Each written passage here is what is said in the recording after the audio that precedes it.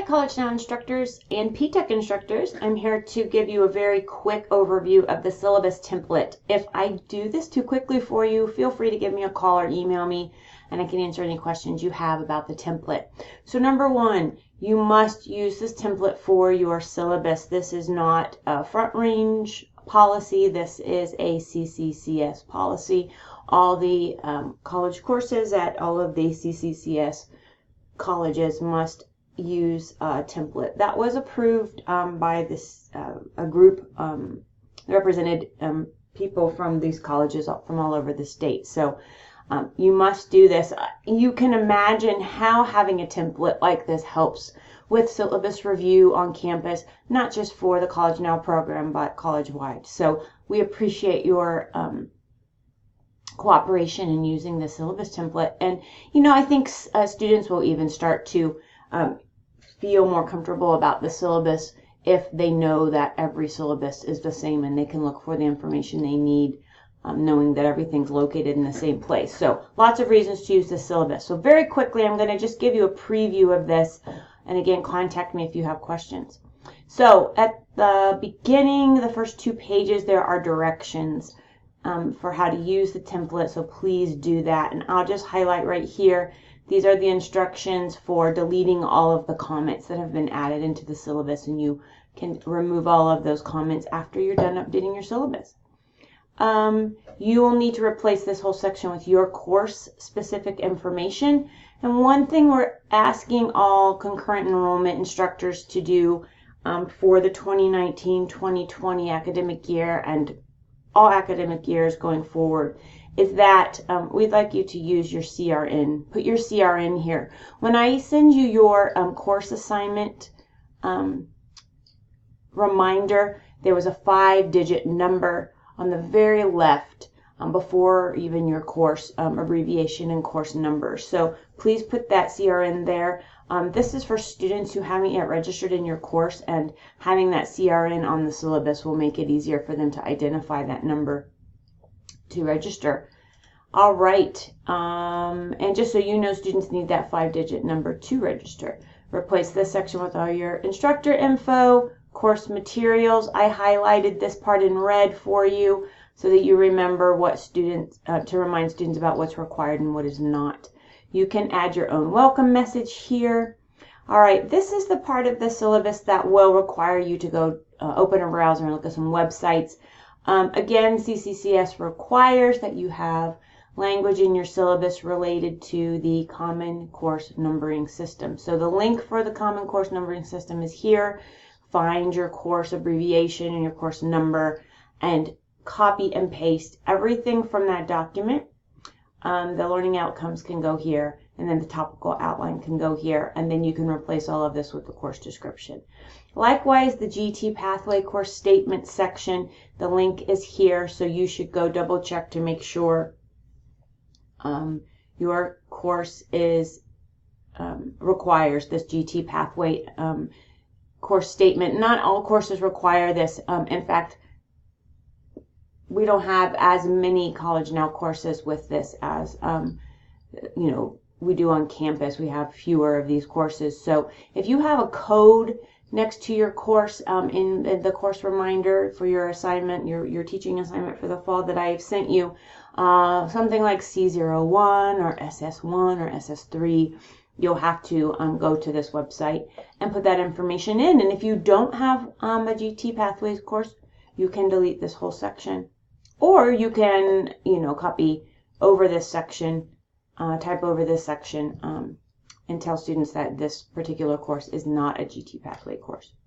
All right, and then your overview of the course, your graded assignments, the grading scale, what your late policy is, your attendance and participation requirements, academic honesty. This part probably won't change. So everything between GT Pathway and academic honesty will be your stuff, and then this probably should not change. This is a college-wide policy here. You can add to the plagiarism section if you'd like, if there's something specific you do when you catch students not submitting their own work. Program expectations. You probably can delete this part out, just this section here that I'm leaving my little mouse cursor on.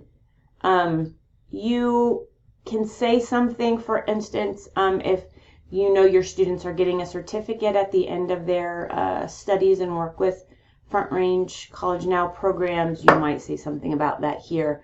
But otherwise, if you don't have a program related course, you can delete this part.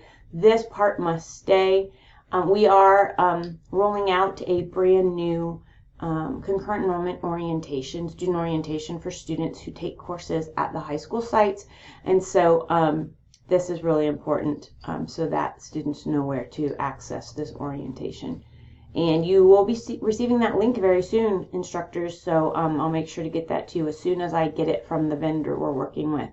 The concurrent enrollment student policies. I'm just going to pause here quickly to remind P-TECH instructors that the language for the P-TECH addendum is a little bit different, and so I will be sending you the file with the P-TECH addendum already copied into the syllabus template, but I'm just showing one file for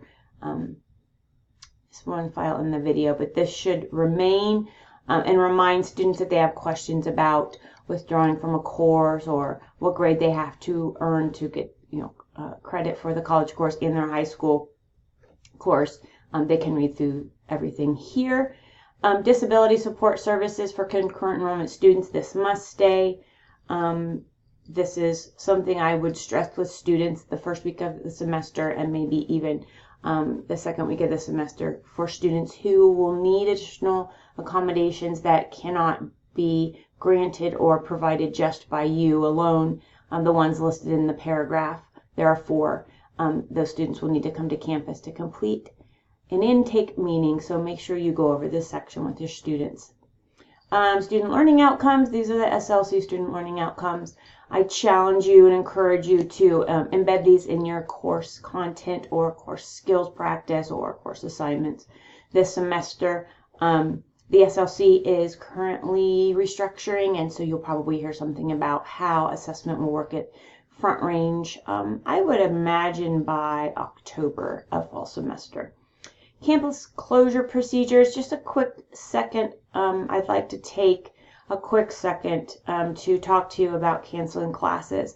If you need to cancel a class and can't arrange a sub for that day, if you could please contact me as early as possible so that I can contact the high school to let them know you won't be attending class. If you're teaching in a high school and arrange for a sub, I still would like to know, the program would like to know when the course is being taught by an alternate instructor.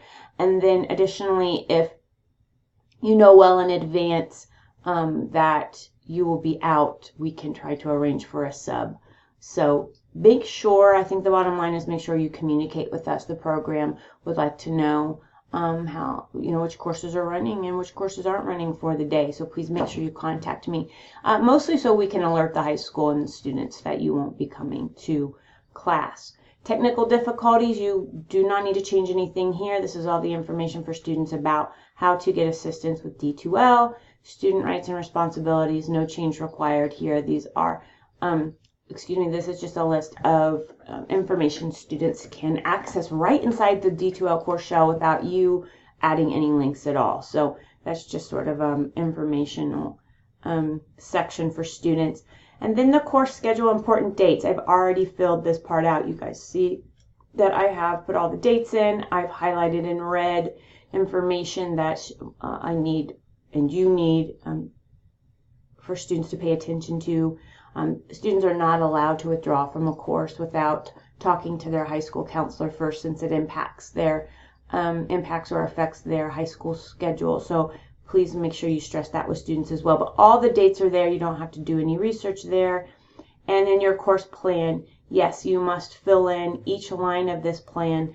I teach on campus, and when I fill out my plan, I just kind of do a general overview of the topics for that week. And I only list the major assignment deadlines here in the to-do column because I use D2L quite a lot to let them know what their class-to-class homework is.